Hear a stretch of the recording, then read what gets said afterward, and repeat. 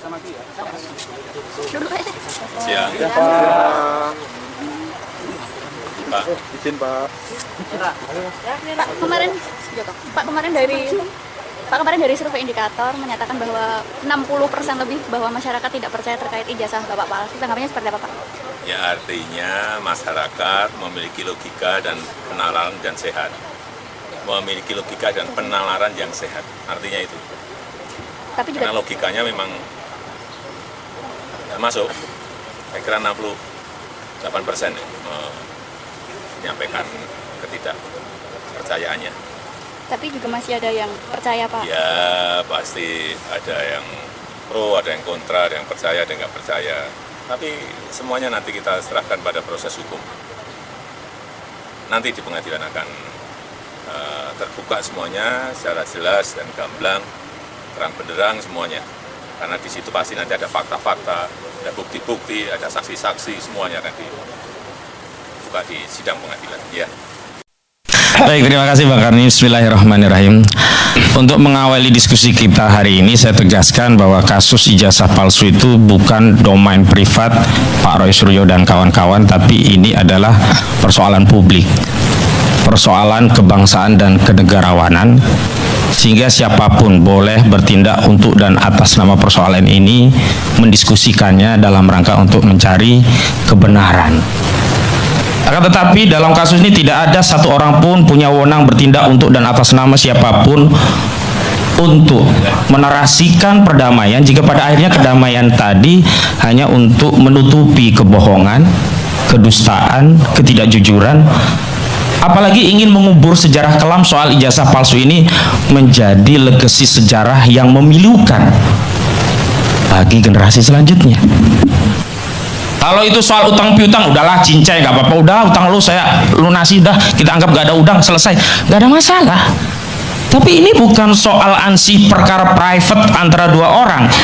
Nah, ini perkara kenegarawanan, karena ijazah itu bukanlah milik orang biasa, tetapi seorang yang menjabat presiden 2 periode, bahkan menjadi kepala daerah 2 daerah, dan karena jabatan itulah kebijakan-kebijakan itu masih kita rasakan sampai hari ini.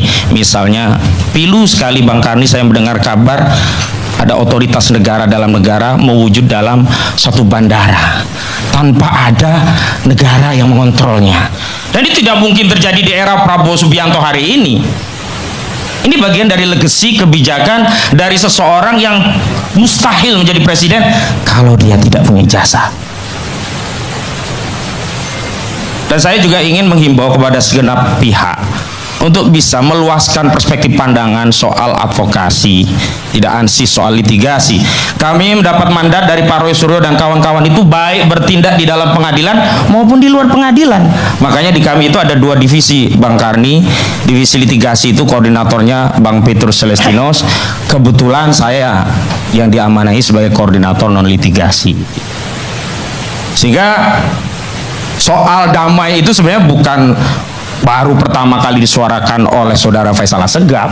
Bahkan sejak sebelum laporan pun Saudara Joko Widodo berusaha mengintimidasi anak dari bangsa ini, bagian dari warga negara, untuk mencari kebenaran tentang pertanyaan-pertanyaan yang selama ini menjadi soalan publik, yang itu sudah memangsa 2 anak bangsa, Bambang Tri dan Gus Dur.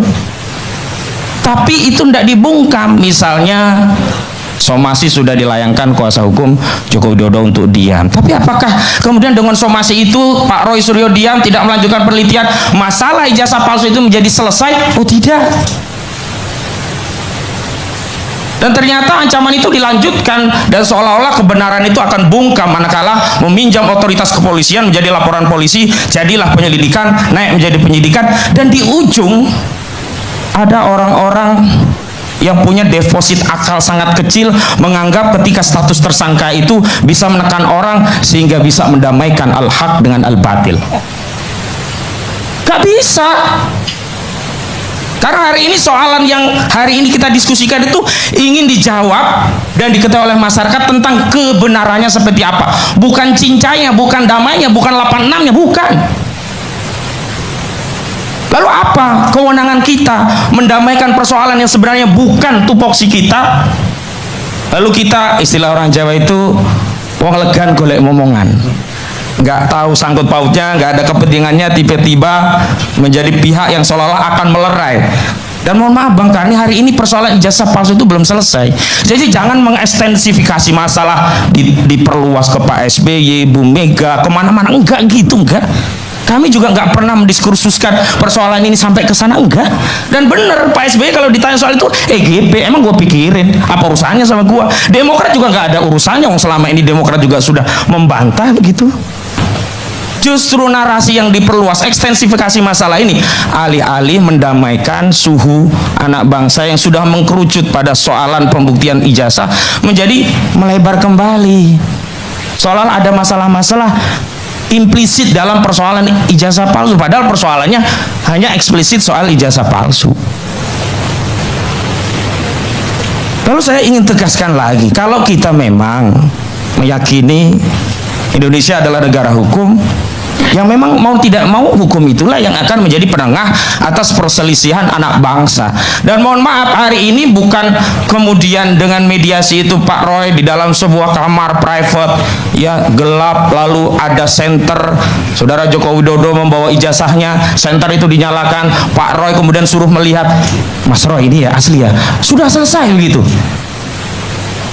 Lalu bagaimana dengan pembersamaan rakyat? Mohon maaf, ini bukan soal Pak Roy datang ke polisi dan seterusnya, ini persoalan publik. Bayangkan, kami mendapatkan apresiasi yang luar biasa dari advokasi ini, dan dalam setiap pemeriksaan Pak Roy Suryo itu selalu ada aktivis emak-emak yang membersamai tanpa dibayar.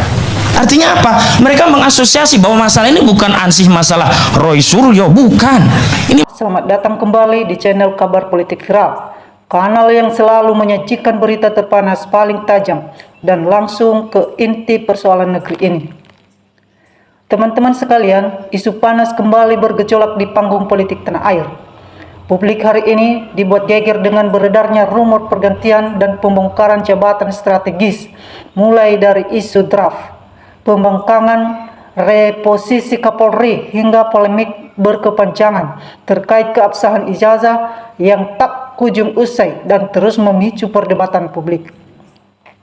Apakah ini bentuk konsolidasi politik biasa atau ada dinamika besar di balik layar pemerintahan Presiden Prabowo Subianto?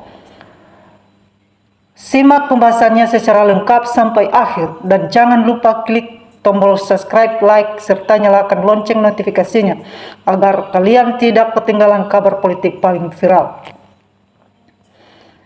Teman-teman kabar politik, kabar berhembus kencang mengenai potensi rotasi di tubuh Kepolisian Republik Indonesia. Pernyataan dari Kepala Badan Pengendalian Pembangunan dan Investigasi Khusus Aris Marsudianto yang menyebutkan tunggu tanggal mainnya makin mematik spekulasi publik. Meskipun kabar surat Presiden atau surpres ke DPR sempat ditepis oleh jajaran Komisi 3 seperti Ahmad Saroni, publik tidak bisa menampik bahwa isu pergeseran kepemimpinan ini sangat kencang. Di satu sisi ada pandangan profesionalisme atas kepribadian 5 tahun Jenderal Listio Sigit Prabowo. Namun, di sisi lain pengamat politik melihat adanya dorongan reformasi institusi hingga analisis resiko politik jika pergantian dilakukan di momen yang kurang tepat. Tak kalah menyita perhatian publik, persoalan gugatan dan keabsahan ijazah mantan Presiden Jokowi kembali mengemuka dan menjadi perbincangan hangat di masyarakat. Banyak pihak mendesak agar persoalan ini tidak dibiarkan mengembang tanpa kepastian hukum. Masyarakat merindukan kejelasan dan transparansi yang mutlak. Jika memang asli, katakan dan buktikan secara terbuka di hadapan hukum. Jika ada kekeliruan, tindak tegas sesuai hukum yang berlaku. Penegakan hukum yang adil tidak boleh tajam ke bawah tetapi tumpul ke atas. Kini sorotan utama tertuju pada kepemimpinan Presiden Prabowo Subianto. Rakyat berharap pemerintah saat ini mengambil langkah tegas untuk menetralkan kegaduhan politik dan kepastian hukum demi keutuhan NKRI. Langkah cepat dan tepat sangat dibutuhkan agar fokus pembangunan serta stabilitas nasional tidak terganggu oleh polemik yang terus diulang-ulang. Penegak hukum harus berdiri netral, jujur, dan berani demi mengembalikan kepercayaan penuh masyarakat. Nah, bagaimana tanggapan teman-teman sekalian terkait isu pergantian Kapolri dan desakan kepastian hukum ini? Apakah menurut kalian Presiden Prabowo harus segera mengambil keputusan tegas demi menyudahi kegaduhan politik ini? Tuliskan pendapat dan pandangan kalian secara bijak di kolom komentar di bawah. Mari kita kawal terus isu-isu politik nasional dengan kritis dan cerdas. Terima kasih sudah menonton video ini sampai selesai. Jangan lupa bagikan video ini ke teman-teman kalian. Sampai jumpa di video kabar politik viral. Baiklah teman-teman semua, mari kita bacakan komentar-komentar teman-teman kita netizen terkait dinamika dan cuplikan video yang baru kita saksikan. Teman kita Solahimi memberikan komentar, yang penting bukan titipan Pak Mulyono. Teman kita Heri Herianto memberikan komentar, tidak akan ada pergantian Kapolri Listio Sigit, Kapolri seumur hidup dan membacking Jokowi. Teman kita Hadis Pondak memberikan komentar, sudah mau kiamat belum diganti Prabowo, itu cuman omong-omong. Teman kita PJ Kreat memberikan komentar, hanya angan-angan tak terbukti, jangan mimpi bro. Teman kita Faris Leon memberikan komentar, rakyat tidak butuh bintang, yang rakyat butuh kejujuran, karena kejujuran dapat mengalahkan segalanya. Teman kita John Boy memberikan komentar, calon Kapolri wajib pilihan Prabowo. Teman kita Rudi Tami memberikan komentar, syukur alhamdulillah Kapolri diganti, kelamaan pejabat. Teman kita Suroyonono memberikan komentar, jangan-jangan hilangkan jejak setelah Kapolri berani tangkap geledah rumah Febri, harusnya Kapolri dapat dihargai, temukan sumber utama korupsi, bukan malah diganti. Teman kita Black memberikan komentar, Pak Dedi cocok orangnya, nggak neko-neko.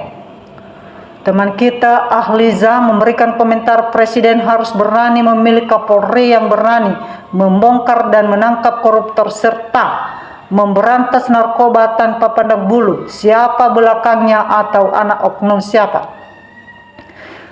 Teman kita Andi Hasan memberikan komentar, Presiden PS terlalu lama dan bertele-tele untuk ganti Kapolri, padahal masih banyak calon-calon Kapolri yang punya loyalitas, berintegritas, jujur. Semoga amanah, yang terpenting bersih diri dari mantan rejim JKW. Teman kita Kaujie memberikan komentar, secepatnya lebih bagus dan semoga pergantiannya lebih amanah. Teman kita Tapak Saudari memberikan komentar, jangan sampai masyarakat muak, segera copot. Teman kita Abdul Ramasidi memberikan komentar, sementara ini nggak perlu diganti dulu sebelum Menhan juga diganti. Teman kita Tali Kapolling memberikan komentar, sepertinya masih lama, kalaupun ada pergantian nggak akan jauh-jauh dari pendahulunya. Teman kita Lexim memberikan komentar, saya yakin Bapak Presiden punya naluri TNI untuk menentukan siapa paling berkompeten dan paling matang. Bapak Presiden mohon agar jangan direkomendasikan, tapi murni berdasarkan kriteria teratas. Teman kita Ahzat Tanjung memberikan komentar, umumnya rakyat Indonesia sekarang cerdas dan tidak bisa dibohongi. Gerombolan cerborkas termul yang dungu dan isi kepalanya kosong. Kelima jenderal tidak pantas jadi Kapolri. Karir pangkatnya maupun jabatannya menanjak hanya didapat dari era Jokowi dan bukan berkarir atau berprestasi kepada negara. Yang pantas jadi Kapolri pamen atau pati yang dimasuk kotakkan di era Jokowi yang berkarir atau berprestasi kepada negara. Salam akal waras. Teman kita si Hadi memberikan komentar, wah dia duit semua itu. Teman kita Sardia Putra memberikan komentar, saya berharap Pak Karyoto jadi kandidat kuat perganti Kapolri Listio Sigit. Teman kita Kawit memberikan komentar memalukan institusi Polri, seakan-akan ada polisi yang baik dan bisa bekerja yang menjalankan amanah Kapolri sampai lama begini. Teman kita Eli Senin memberikan komentar yang baru, jangan sampai jadi wayang seperti yang sekarang-karang ini. Teman kita Dewa Rucik memberikan komentar, udah cukup lama jabat, pasti tajir melitir. Teman kita Imi Aja memberikan komentar, terserah siapa calon, yang penting cepat diganti, jangan cuma wacana, kelamaan Polri dipimpin orang gila. Teman kita Sempro memberikan komentar, cari orang yang baik dan netral, jangan yang termul dijadikan Kapolri lagi, yang sanggup membersihkan oknum Polri sendiri. Teman kita Ewi Najaya memberikan komentar, kok cepat kali diganti Kapolrinya, maunya sampai kiamat aja dunia ini alias sampai akhir jam.